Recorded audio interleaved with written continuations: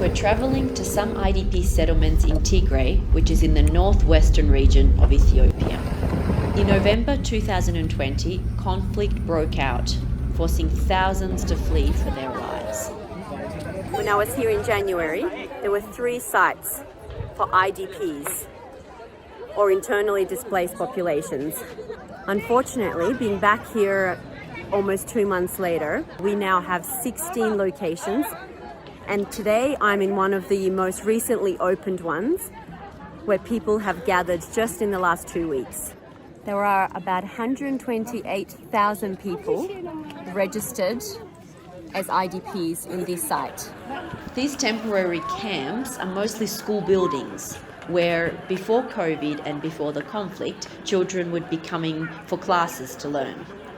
Camps are often crowded, under-equipped and lacking in the basics like water, like sanitation and food.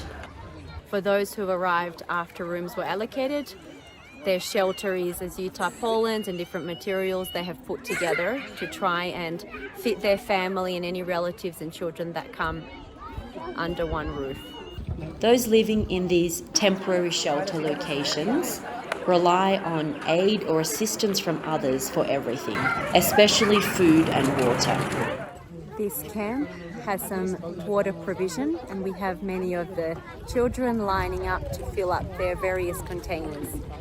As you can see in the group surrounding me, there are children, there are teenagers, there's the elderly, many of who have lost family members in the conflict and on the way here, many who have been separated from their parents, many children who have been orphaned by the conflict and are staying as children-headed households. Beyond physical needs are their psychosocial needs.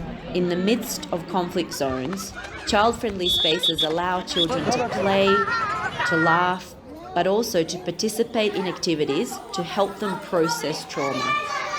Child-friendly spaces are a critical factor in helping children recover.